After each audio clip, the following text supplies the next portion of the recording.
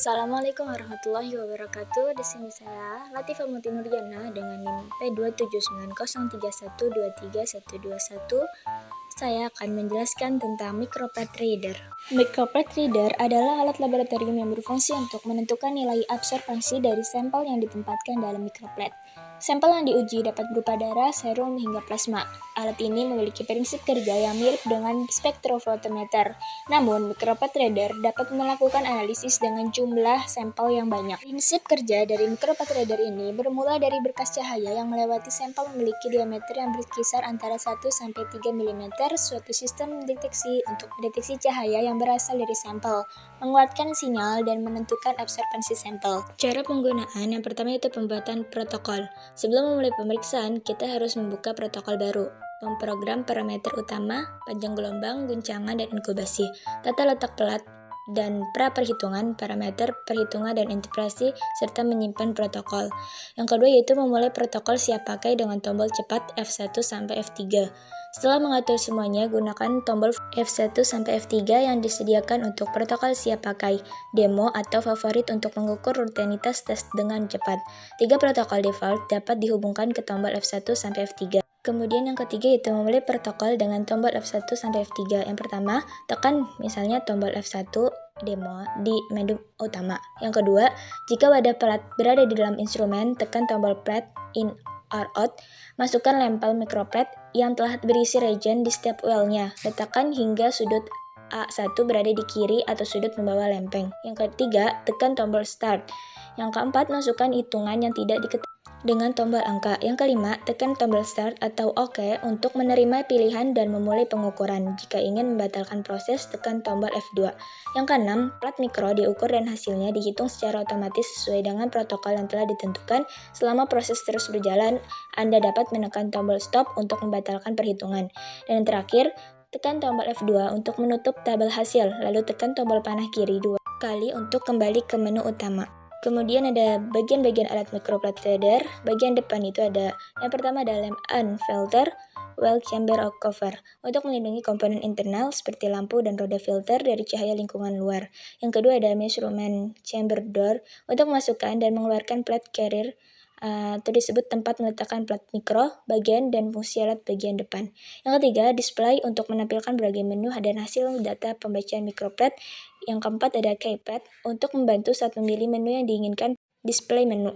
Kemudian bagian belakang yaitu ada yang pertama USB port untuk menyambungkan alat microplet reader pada alat komputer lain dengan kabel USB. Yang kedua, on-off switch untuk menghidupkan dan mematikan alat. Yang ketiga, power supply connector sebagai tempat menghubungkan komponen terkait daya listrik dan pengoperasian alat, bagian dan fungsi alat bagian belakang. Yang keempat ada cooling outlet untuk mengatur suhu alat dan mencegah panas berlebih. Kemudian bagian samping yang pertama itu ada lamp sebagai sumber cahaya yang dibutuhkan pembaca pelat mikro untuk mengukur nilai absorpsi atau fluoresensi dalam sampel. Yang kedua ada filter well untuk mengontrol panjang gelombang cahaya yang digunakan selama pengukuran absorpsi atau fluoresensi bagian dan fungsi alat bagian samping. Yang ketiga yaitu ada plat carrier untuk meletakkan dan menahan microplet selama pengukuran. Kemudian kalibrasi microplet reader yang pertama persiapkan standar filter sesuai dengan panjang gelombang. Yang kedua penempatan standar filter pada alat. Yang ketiga baca nilai absorpsi yang ditunjukkan oleh alat pada panjang gelombang yang sesuai dengan standar filter. Yang keempat pembuatan garis kalibrasi dengan nilai absorpsi tersebut. Yang terakhir langkah-langkah ini diulangi pada berbagai panjang gelombang untuk memastikan keakurat dan presisi alat dalam memberikan hasil. Kemudian troubleshooting pada microplet reader yang pertama itu kode kesalahan dan peringatan. Ketika kesalahan terdeteksi, pemeriksaan lebih baik dihentikan setelah terjadinya kesalahan. Yang kedua ada perangkat memori USB. Disarankan untuk memakai USB berformat FAT16 atau FAT32. Tidak disarankan untuk menggunakan beberapa perangkat memori USB drive yang berisi drive CD virtual. Multiscan VC tidak mendukung ruang memori tipe drive CD virtual.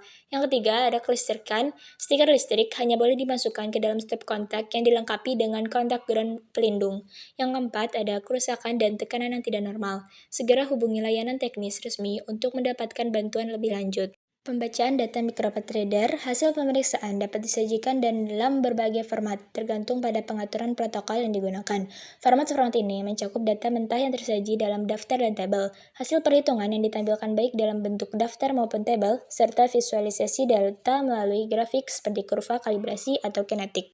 Selanjutnya, pemeliharaan MicroPathReader yang pertama, jaga instrumen bebas dari debu. Yang kedua, hindari pengganggu komponen sistem optik apapun, termasuk penutup optik. Yang ketiga, bersihkan dan periksa kondisi filter dan roda filter saat posisi. Yang keempat, bersihkan tumpahan larutan garam, pelarut, asam, atau basa, solusi dari permukaan depan segera untuk mencegah kerusakan. Yang kelima, bersihkan dengan air soling, deionisasi. Yang keenam, bersihkan instrumen secara berskala. Yang ketujuh, ganti lampiran bila padam. Dan terakhir, servis instrumen secara teratur. Kelebihan dan kekurangan MicroPathReader. Yang kelebihannya itu pertama, dapat melakukan analisis sampel dalam jumlah yang banyak. Yang kedua, memudahkan pembacaan pada berbagai panjang gelombang.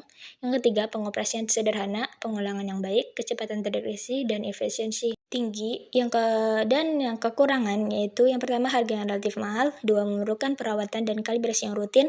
Ketiga, tidak dapat mengukur nilai absorpsi sampel yang sangat rendah atau sangat tinggi.